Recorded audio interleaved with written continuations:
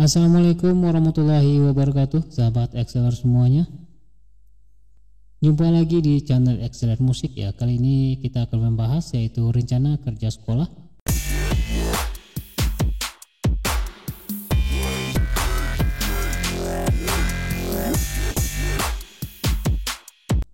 Di sini di dalam aplikasi Excel yang saya buat, ini sudah saya buat ya, yaitu untuk keperluannya ya. Ada nomor statistik, kemudian ada data sekolahnya. Nah, semuanya ini sudah otomatis ya dibuat di isi data di sini. Nah, jadi kita tinggal mengisi data di bagian file di sheet identitas ini ya.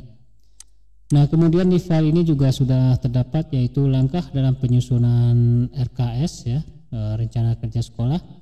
Kemudian pemetaan kondisi dan harapan sekolah, kemudian kesenjangan dan alternatif pemecahannya, kemudian skala prioritas program kegiatan dan jadwal kegiatan sekolah, yang terakhir yaitu skala prioritas program kegiatan.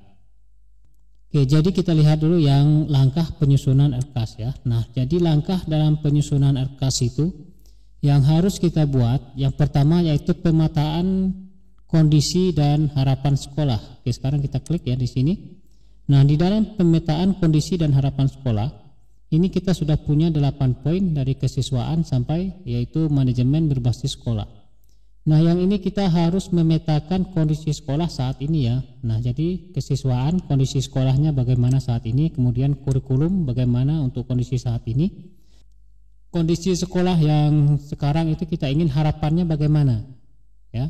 Misalnya kalau bagian kesiswaan, misalnya nilai siswa itu banyak yang turun. Nah, sehingga nanti harapan kita bagaimana? Tentu harapannya ingin nilai siswa itu akan lebih ditingkatkan lagi. Nah, itu harapan kita ya. Nah, jika sudah kita isi semua ya dari 8 poin ini, kondisi saat ini, kemudian harapannya bagaimana? Nah, kita bisa lanjut ke langkah yang kedua yaitu format kedua, merumuskan kesenjangan dan alternatif pemecahannya. Nah, isinya seperti ini. Nah, kesenjangan yang kita peroleh dalam sekolah atau lingkungan sekolah kita itu yang bagaimana kesenjangannya? Apakah terdapat kesenjangan ekonomi misalnya antara siswa yang satu dengan siswa yang lain nampak, yaitu ya nampak kesenjangan sosialnya baik di segi pergaulan atau di segi apanya.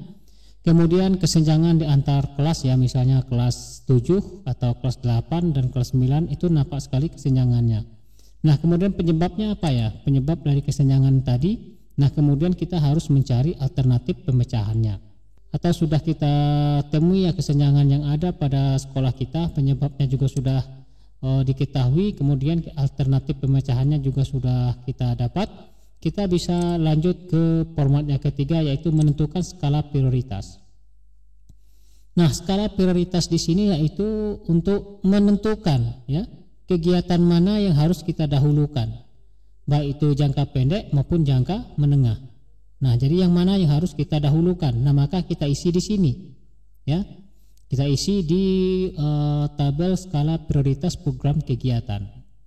Ya, baik itu kesiswaan, sarana dan prasarana, manajemen berbasis sekolah, terserah yang mana ya. Pokoknya kita pilih yang paling diprioritaskan terlebih dahulu ya.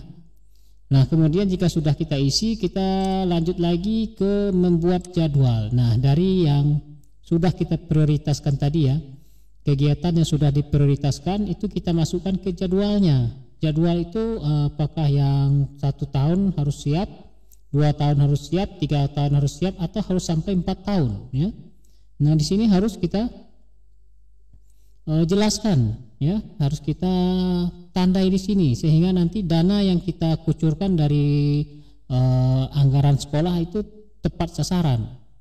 Tidak misalnya tumpang tindih, misalnya yang harus selesai 1 tahun jadi 2 tahun, yang harus selesai 2 tahun dananya sudah habis ya, sampai tahun pertama sudah diselesaikan. Nah, itu di luar dari perencanaan anggaran sekolah kita. Nah ya, jadi kalau sudah kita buat jadwal kegiatannya di dalam yang kita prioritaskan tadi, kita bisa masuk lagi ke pembuatan RKAS kita ya, rencana anggaran sekolah ya. Nah, itu baru kita bisa masukkan. Misalnya kesiswaan kegiatannya apa? Kemudian ini untuk jangka misalnya skala prioritas kita jangka pendek misalnya ya. Nah, untuk pembiayaannya kita ambil dari dana BOS ya.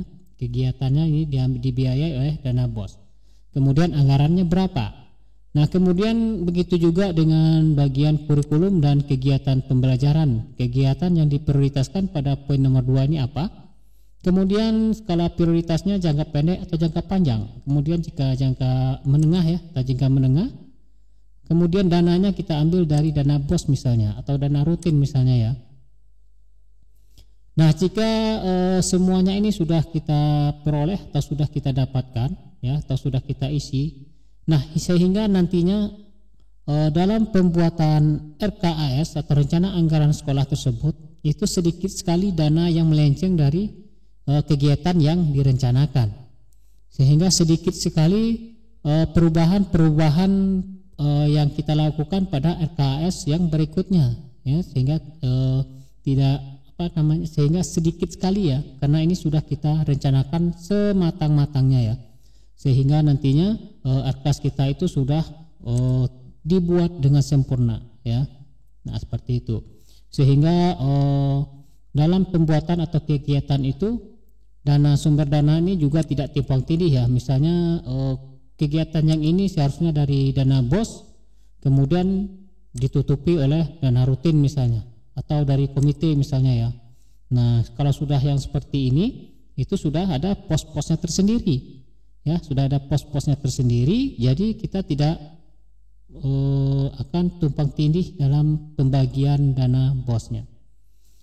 Nah, jika sudah ini sudah bisa ya, kita lanjutkan ke atau kita pecahkan lagi ya ke pembuatan RKAS online-nya. Nah, untuk pembuatan RKAS online versi Excel silakan dilihat di link di atas ini. Ya, silakan diklik linknya. Kemudian di situ sudah dijelaskan cara kita membuat ya, sehingga nanti sesuai dengan RKAS online kita.